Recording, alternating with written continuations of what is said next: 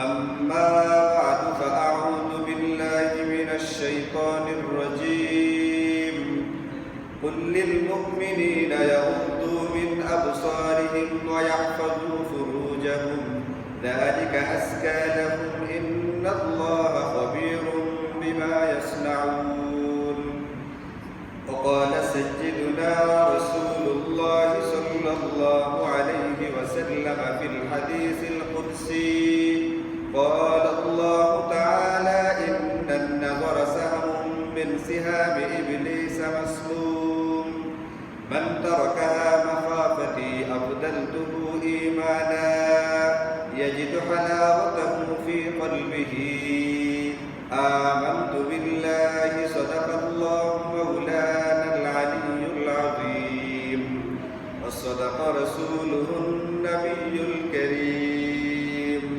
ونحن على ذلك لمن الشاهدين والشاكرين والحمد لله رب العالمين আমাদের আলোচনা চলতেছে এই পৃথিবীতে আল্লাহ তাআলা আমাদেরকে যতগুলো নিয়ামত আর সম্পদ দিয়েছেন তার ভিতরে সবচেয়ে দামি যে সম্পদ অর্থাৎ ঈমানের যে সম্পদ, এই নিয়ামতকে কিভাবে হেফাজত করা যায়, এই ঈমানের উপরে সারাটা জীবন কিভাবে অবিচল থাকা যায় এবং শেষ মুহূর্তে ঈমান সহকারে মৃত্যুবরণ করা যায়, মৃত্যুটা যেন ঈমানে মৃত্যু হয়, এই জন্য আমরা কি করতে পারি।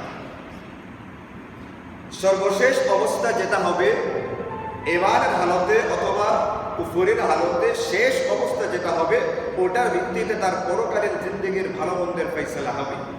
এই জন্য নবীজি সাল্লাল্লাহু আলাইহি ওয়াসাল্লাম হাদিসে পাকের ভিতরে ইরশাদ করেছেন, ইন্নামাল আ'মালু বিল খাওয়াতিম। মানুষের আমল ধর্তব্য হবে সর্বশেষ আমলটা, সর্বশেষ অবস্থার ধর্তব্য হবে সে কি জান্নাতি নাকি জাহান্নামী। এই জন্য আমার শেষ অবস্থাটা, আমি যখন মৃত্যুমুখে পতিত হব, অনন্তকালের যাত্রা শুরু করব, আমার যাত্রা যেন ঈমানি যাত্রা হয়, আমার সফরটা যেন ঈমান আর আমলের সফর হয়। এই জন্য আমার ঈমানের হেফাজত করা লাগবে। কিন্তু সমস্যা হচ্ছে আপনার চোখের, আপনার হাতের, আপনার পায়ের, আপনার কাছে আল্লাহ পাকের দেওয়া যতগুলো নিয়ামত আছে, আপনার টাকা পয়সা, স্বর্ণরূপা, সম্পদ, এগুলো নষ্ট করবার জন্য, এইগুলো ছিনিয়ে নিবার জন্য যে পরিমাণ মানুষ তৈরি থাকে, তার চেয়ে হাজার গুণ বেশি ঈমানকে হরণ করবার জন্য উপায় আর উপকরণ আমাদের সামনে ছেড়ে দেওয়া হয়েছে। এই জন্য নবীজি হাদিসে পাকের ভিতরে ইরশাদও করেছেন, ফিতনা এমনভাবে আসতে থাকবে, সকালবেলার মুমিন ব্যক্তিরা সন্ধ্যাবেলায় কাফের হবে, আর সন্ধ্যাবেলার মুমিন ব্যক্তিরা পরের দিন সকালবেলায় বেঈমান হবে। ঈমানকে হরণ করবার জন্য, ঈমানকে নষ্ট করবার জন্য শত শত হাজার হাজার উপায় উপকরণ আমার সামনে রেখে দেওয়া হবে। এত কিছুর ভিতরে থেকে আমি যেন মৃত্যু পর্যন্ত ঈমানের উপরে অটল থাকতে পারি, আমার মৃত্যুটা যেন ঈমানে মৃত্যু হয়, এই জন্য ফিকির করা আমার আপনার জন্য এরকম জরুরি, যেরকম জরুরি অন্য কোনো ক্ষেত্রে হয় না। গতকালকে একজনে গল্প করতেছেন, একজনে গল্প করতে করতে বললেন, হুজুর আমি একটা খারিজ দিয়ে ঘুরতে ঘুরতে কয়েক মাস পার হয়ে গেছে, জায়গাটার খারিজ করতে চাইতেছি, এত ঝামেলা হয়েছে। গতকালকে কাজটা শেষ হয়েছে, শেষ হওয়ার পরে আমি 2 রাকাত নামাজ আদায় করে আল্লাহ পাকের শুকর আদায় করেছি। জায়গাটার দাম কত? 4 থেকে 4.5 কোটি টাকা। যে জায়গাটার খারিজটা হয়েছে, মানুষটার টেনশনে এই জন্য ছিল, পেরেশানে এই জন্য ছিল, খারিজ না হইলে, কাগজপত্রগুলো নিখুঁত না থাকলে, ত্রুটি মুক্ত না থাকলে জায়গাটার যে কোনো সময় যে কোনো অসুবিধা হতে পারে। অসুবিধা থেকে বের হবার জন্য আমার খারিজটা করে রাখা দরকার। খারিজ করতে গিয়ে কয়েক মাস পার হয়ে গেছে, এটার টেনশনটা দূর হওয়ার পরে 2 রাকাত শুকরিয়া নামাজ আদায় করেছে। নেত্রকোনা শহরের একটা জায়গা, গোটা পৃথিবীতে যেটাকে দুনিয়ার স্বর্গ বলা হয়, আমেরিকা, রাশিয়া এরকম না, ইংল্যান্ড এরকম না, ফ্রান্সে, নিউজিল্যান্ডে এরকম না, বাংলাদেশের তারপরেও আবার একটা একবারে প্রান্তের বর্ডারের কাছে একটা জেলা, ছোট্ট একটা শহর, ওই শহরের একটা জায়গার জন্য একজন মানুষ যদি এই পরিমাণ পেরেশান হয়ে থাকে, তাহলে আমেরিকা, ফ্রান্স, রাশিয়া, নিউজিল্যান্ড এরকম না, এই তাম দুনিয়ার মতো, এই তাম দুনিয়াটার মতো কমপক্ষে 11টা দুনিয়ার মালিক বানানো হবে যে খারিজটার কারণে। ওই খারিজটার নাম হলো ঈমানের দৌলত। ঈমান নামের খারিজ যদি তার কাছে থাকে, ঈমান নামের ওই খারিজটা তার কাছে থাকলে, তার কাছে আমল থাকুক বা না থাকুক, কোনো আমল সে সারা জীবন করে নাই, তার কাছে ঈমান নামের খারিজটা আছে। নবীজি হাদিসে পাকের ভিতরে ইরশাদ করেন, এই ব্যক্তিটাকে শুধুমাত্র আমেরিকা নিউজিল্যান্ড না, এই সারা দুনিয়ার মতো 11টা দুনিয়ার জান্নাতের মালিক তাকে বানায় দেয়। এখন আমি আপনি আসলে যদি বিশ্বাস করতাম ঈমান একটা মূল্যবান খারিজ, এই খারিজটা আমার দরকার, তাহলে আমি আপনি এই খারিজের ফিকির করতাম। আমি আপনি খারিজ যেন নষ্ট না হয়, এটা যেন হারিয়ে না যায়। স্বর্ণের অলংকার আলমারির যে ড্রয়ারের ভিতরে থাকে, আমার আপনার ঈমানটাকে তার চেয়েও মূল্যবান জায়গায় রাখার কথা। কিন্তু আমি আপনি এই ঈমানকে বিশ্বাস, মুখে বলি আমি মুমিন, মুখে বলি আমি মুসলমান, আমার ভিতরে ঈমান আছে, ঈমানের কারণে আমি জান্নাত চাই, কিন্তু বাস্তবে আমার ভিতরে ঈমান আছে কিনা, বাস্তবে আমি 11টা জান্নাতের মালিক হব, এই বিশ্বাস আমার ভিতরে আছে কিনা, এটা আমার কাজে কর্মে প্রমাণ হওয়া লাগবে। কিন্তু বাস্তবে এমনটা দেখা যায় না। যদি বিশ্বাসই করতো, তাহলে 4.5 কোটি টাকার জায়গাটার জন্য যে পরিমাণ ফিকির করা হয়, পেরেশান করা হয়, তার চেয়ে 1000 গুণ বেশি ফিকির করা হয়তো ঈমান নামের খারিজটাকে হেফাজত করবার জন্য। যেমন ঈমান নষ্ট করার, আমার আপনার ঈমানকে ছিনিয়ে নেবার জন্য, ঈমানকে নষ্ট করবার জন্য, হরণ করবার জন্য হাজারো উপায় উপকরণ আমার সামনে রাখা আছে। আমি জানি 4.5 কোটি টাকার জায়গাটার যে খারিজের কাগজটা, এটা একটা বাচ্চার হাতে যাওয়া নিরাপদ না, এই জন্য আমি বাচ্চার হাতে দিই না। আমি জানি এটাকে খোলা জায়গায় রাখাটা নিরাপদ না, এই জন্য খোলা জায়গায় রাখি না। এটাকে পানির কাছে রাখি না, পানি লাগলে কাগজটা নষ্ট হতে পারে, আমার ক্ষতি হতে পারে, এই জন্য পানির কাছে রাখি না। আমি আমার খারিজের কাগজটাকে যেরকম ভাবে ক্ষতিকর জিনিসগুলো থেকে হেফাজত করি, ঈমানটাকে যদি ওই রকম যাকে খারিজ মনে করতাম, ঈমানকে হেফাজতের ফিকির করতাম। কিন্তু আমি আমার ঈমানটাকে এমন জায়গায় রেখে দেই, ঈমানটাকে এমন জায়গায় ব্যবহার করি, মনে হয় না যে আমার এটা নষ্ট হওয়ার কোনো আশঙ্কা আছে। এখন যে সমস্ত কারণে মানুষের ঈমান নষ্ট হয়ে যায়, ওই কারণগুলো থেকে বাঁচতে হবে, এবং যেগুলোর মাধ্যমে ঈমানি মৃত্যু নসিব হয়, ওই বিষয়গুলো আমাকে আঁকড়ে ধরতে হবে। আমি জানি আমার তালাটা যদি ভালো থাকে, ড্রয়ারের ভিতরে থেকে আমার খারিজের কাগজ নষ্ট হবে না। আমার ঈমানকে যেভাবে হেফাজত করলে ঈমান নামের খারিজ নষ্ট হবে না, এইটাকে আমার সেইভাবেই হেফাজত করা লাগবে। আর কিভাবে হেফাজত হয়? আল্লাহ তাআলা কুরআনে কারীমের সূরাতুল মুমিনুনের ভিতরে বলছেন, সূরার নামই হলো মুমিনদের সূরা।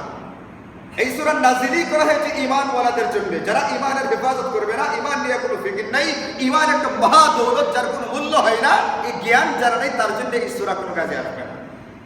কিন্তু যে আল্লাহ রাসূলে বিশ্বাস করে, পরকালকে বিশ্বাস করে, জান্নাত জাহান্নামকে বিশ্বাস করে, আল্লাহ পাকের উপরে ঈমান রাখা লাগবে, এটাকে বিশ্বাস করে, তাকদীরে বিশ্বাস করে, এই ব্যক্তি সূরাতুল মুমিনুনের উপরে ঈমান আনবে, এবং এই সূরাতুল মুমিনুনের বিষয়বস্তুগুলোকে নিজের জিন্দেগিতে এমন ভাবে ধরবে, যেমন ভাবে ধরলে আর কোনোদিন ছুটে যাওয়ার কোনো সম্ভাবনা বা আশঙ্কা ভয় থাকে না। আল্লাহ তাআলা ওই সূরাতুল মুমিনুন, আমি আর আপনি যদি মুমিন হয়ে থাকি, তাহলে আমাকে আপনাকে ডেকে আল্লাহ বলছেন, কুল লিল মুমিনিনা, নবীজি আপনি মুমিনদেরকে ডেকে বলেন, মুমিনদেরকে বলতে বলছেন, এটা দুনিয়ার সবার জন্য না। এই আয়াতের ভিতরে আল্লাহ যে কথাটা, যে হুকুমটা দিচ্ছেন, যে মেসেজটা আমার আপনার জন্য দেওয়া হচ্ছে, এটা ঈমানওয়ালাদের জন্য। এখন আমি আর আপনি যদি মনে করি আমি আর আপনি ঈমানদার মুমিন, তাহলে আমার আপনার এই কথাটা শুনতে হবে এবং নিজের জিন্দেগির ভিতরে এটাকে আনার ফিকির করা লাগবে।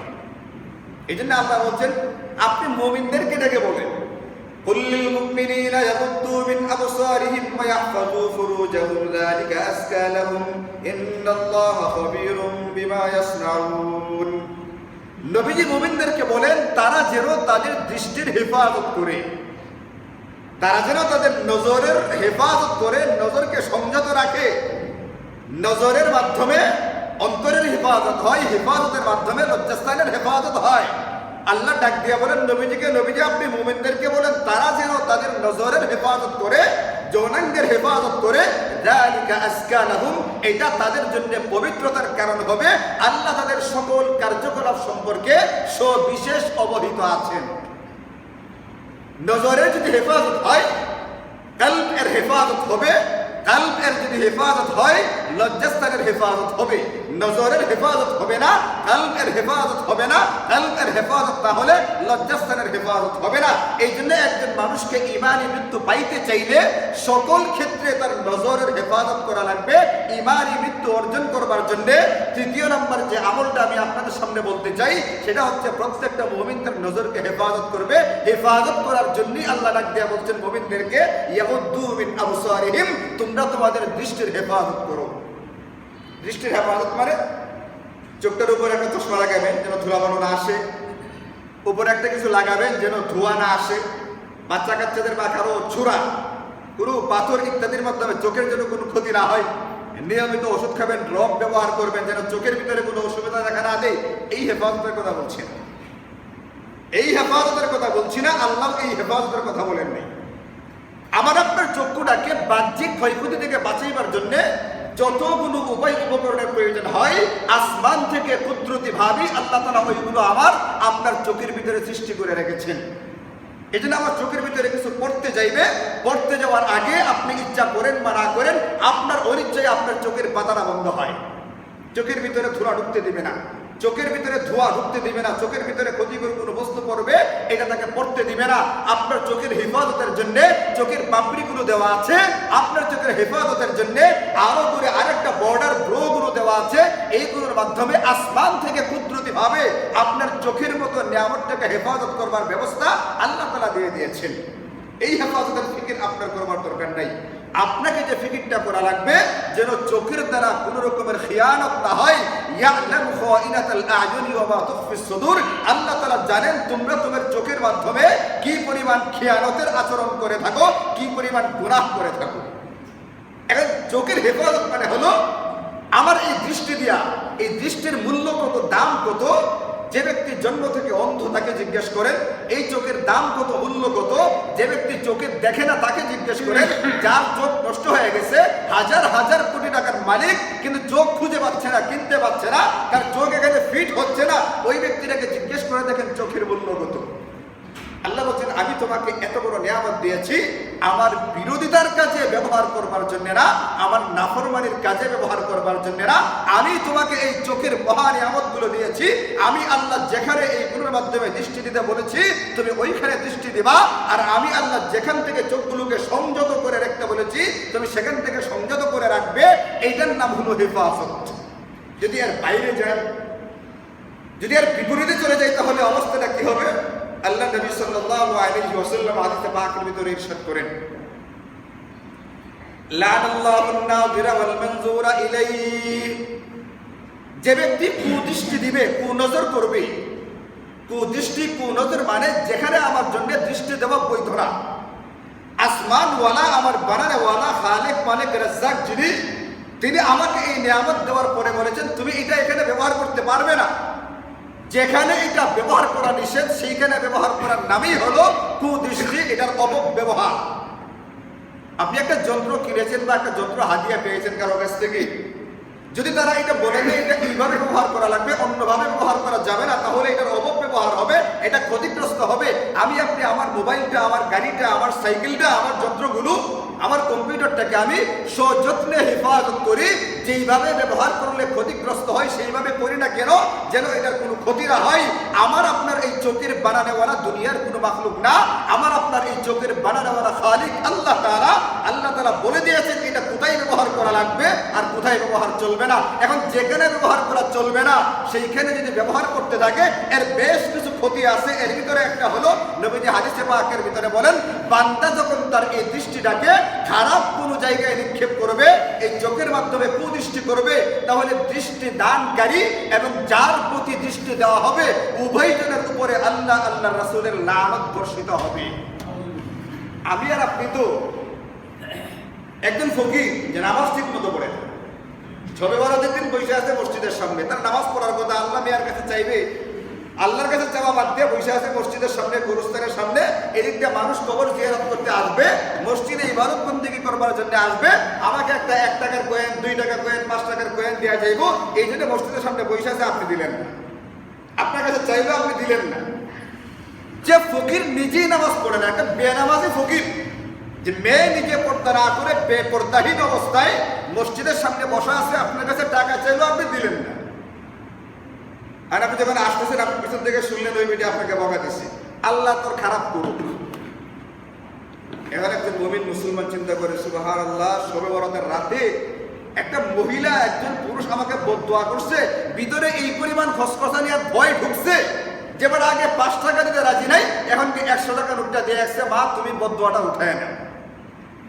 একজন বেনামাজি ফকিরের বদদোয়াকে ভয় পায় মানুষ, একজন বেপরদা মহিলার বদদোয়াকে ভয় পায় মানুষ, একজন পীর মাশায়েখের বদদোয়াকে ভয় পায়, আলেম ওলামাদের বদদোয়াকে ভয় পায়, এতিমের বদদোয়াকে ভয় পায়, বিধবার বদদোয়াকে ভয় পায়।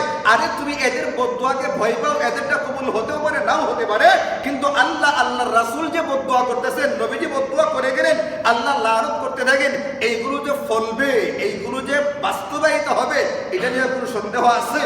বলে যেগুলো নিয়ে সন্দেহ আছে ওই বদদোয়াকে ভয় পায়, আর আল্লাহ রাসূলের বদদোয়া যেটা পতিত হওয়ার ক্ষেত্রে কোনো রকমের সন্দেহ নাই, এটা নিয়ে কোনো রকমের ভয় আমাদের অন্তরের ভিতরে নাই। আল্লাহ বদদোয়া করেছেন, নবীজি বদদোয়া করেছেন, যে ব্যক্তি কুদৃষ্টি করবে এবং যার প্রতি করবে উভয়ের উপরে আল্লাহ তাআলার লানত আর অভিসম্পাদ বর্ষিত হয়। এই জন্য ভয় করা লাগবে, নজরের হেফাজত লাগবে। মা বোনেরা তাদের হেফাজতের জন্য একটা দামি মূল্যবান বস্তুকে আলমারির ভিতরে, ড্রয়ারের ভিতরে, ড্রয়ারের আবার পকেটের ভিতরে হেফাজত করা হয়েছে, এর মানে এটা না এটাকে আবদ্ধ করে রাখারই জিনিস, এটা এরকম বিষয় না, বরং এটা বেশি দামি হবার কারণে, মূল্যবান হবার কারণে এটাকে এমন জায়গায় হেফাজত করা হয়েছে যেন কোনোভাবেই এটার কোনো রকম ক্ষতি না হয়। আল্লাহ তাআলা মা বোনদেরকে দামি করে বানিয়েছেন, মা বোনদের বোঝা উচিত তাদেরকে আল্লাহ তাআলা দামি করে বানিয়েছেন। মা যদি মা আকারে থাকে, পুরুষের জান্নাত ওই মায়ের পায়ের নিচে। একজন নারী যদি বোনের আকারে থাকে, একজন পায়ের জান্নাত ওই বোনের পিছনে। একজন নারী যদি মেয়ের আকারে থাকে, একজন পুরুষের, একজন বাবার জান্নাত ওই মেয়েটার পিছনে। একজন নারী যদি স্ত্রীর আকারে থাকে, কাল কিয়ামতের ময়দানে এই ব্যক্তি জান্নাতি হবে না জাহান্নামী হবে, এটা স্ত্রীর সাক্ষীর ভিত্তিতে হবে, তার পিছনে জান্নাত। মেয়েকে যত্ন সহকারে লালন পালন করবে, নবীজি বলছেন সে জান্নাতি হবে। বোনকে যত্ন সহকারে দেখবে, সে বলছে জান্নাতি হবে। আরে নারী, তুমি তো এত দামি, এত দামি, তুমি যে পরিচয়ে, যে আকারে থাকবা, মার আকারে হোক, স্ত্রীর আকারে হোক, বোনের পরিচয়ে হোক, মেয়ের পরিচয়ে হোক, পুরুষের জান্নাত তোমার পিছনে, তোমার জান্নাতটা তোমার পিছনে, কিন্তু পুরুষের জান্নাতটা তোমার পিছনে লাগিয়ে দেওয়া আছে। তুমি দামি, দামি হবার কারণে তোমার হেফাজতের বিষয় আছে। এই জন্য তোমাকে বলা হয়েছিল তুমি একটু নিজেকে ঢেকে, তুমি একটু নিজেকে সংযত রেখে তারপরে বের হও, যেন তুমি গুনাহের বস্তুতে পরিণত না হও। একজন নারী, ইন্নাল মারআতা আওরাতুন, একজন নারী পুরা দেহটা তার পর পুরুষের জন্য সতর, ঢেকে রাখার জিনিস। নামাজের ভিতরে চেহারা খুলতে পারবে, যখন সে ঘরে নামাজ পড়ে মামুন চেহারা খুলতে পারবে, হাতের তালু খুলতে পারবে, অসুবিধা নেই। একজন নারী আরেকজন নারীর সামনে চেহারা খুলতে পারবে, হাতের তালু খুলতে পারবে, অসুবিধা নেই। কিন্তু একজন নারী একজন পর পুরুষের সামনে তার শরীরের কোনো অংশ খোলা যায় নাই। নবীজির হাদিস, ইন্নাল মারআতা আওরাতুন, পুরা নারী তার পুরা দেহটাই সদরের অন্তর্ভুক্ত, কোনো অংশ দেখাইতে পারবে। এটা কেন? তার নিজের হেফাজতের জন্য। এখন এই নারী যদি ইদা খারাজাত, বেপরদাহীন অবস্থায় ঘর থেকে বের হয়ে গেছে, ইস্তাশরাফাহা শয়তান, শয়তান তাকে আকর্ষণের বস্তু বানিয়ে দেয়। শয়তান পর পুরুষের দৃষ্টিতে তাকে সুশোভিত করে তুলে, তাকে কমনীয়, আকর্ষণীয় বানিয়ে দেয়। এখন একজন পুরুষ তার দিকে তাকায়, এই তাকানোর দ্বারা শুধুমাত্র পুরুষের ক্ষতি হয় না, পুরুষ যেরকম নবীজির বদদুয়ার শিকার হয়, ওই নারী নিজেও নবীজির বদদুয়ার শিকার হয়। তুমি দাবি করো আমি নবীজির উম্মত, তুমি যে নবীর উম্মত দাবি করে নিজেকে গর্বিতা মনে করো, ওই নবী তোমার উপরে লানত করেছেন, কারণ তুমি শয়তানের ক্রীড়কে পরিণত হয়েছ, শয়তান তোমাকে খেলার বস্তু বানাইছে। এই জন্য আমার আপনার ইমানি মৃত্যুর জন্য, ইমানের হেফাজতের জন্য 3 নম্বর আমলটা নিজের নজরের হেফাজত করা লাগবে। বিশ্বকাপ ফুটবল খেলা দেখা যায় না, জাতীয় পর্যায়ের ফুটবল খেলাগুলো দেখা যায় না। কেন? নবীজি হাদিসে পাকের ভিতরে পরিষ্কার বলছেন, ইন্নাল ফাহিদা আওরাতুন, একজন পুরুষের যে উরু আছে, উরু রান যেটা, এটা সতরের অন্তর্ভুক্ত, এটা অন্য পুরুষ দেখতে পারবে না। লা ইয়ানজুরুর রাজুলু ইলা আওরাতির রাজুল, একজন পুরুষ আরেকজন পুরুষের সতর দেখবে না। এই সতর যেরকম লজ্জাস্থান দেখা যেরকম জায়েজ নাই, এরকম উরু দেখা জায়েজ না। ফুটবল খেলার ভিতরে 1.5 ঘন্টা 2 ঘন্টা নন স্টপ তাকায় আসি, এই 1.5 ঘন্টা 2 ঘন্টা নন স্টপ আমার আমল নামায় কবিরা গুনাহ লেখা হইতেছে। যেখানে একটা কবিরা করা মানুষের জাহান্নামী হওয়ার জন্য যথেষ্ট। যারা স্মার্টফোন ব্যবহার করি, স্মার্টফোন এই জিনিস ব্যবহার যারা করবে তাদের নজরের হেফাজত করবে। এটা আমি আপনাদের মধ্যে একটু ধারণা করে বলছি না, মানে এটা একটা মানে কতটা কঠিন যে এটা বলা বোঝায় মুশকিল। তার ব্যবহার করার পরে তার নজরের হেফাজত সে করবে, এটা কত ভয়াবহ কঠিন একটা কাজ, বড় এটা বোঝায় বলা মুশকিল।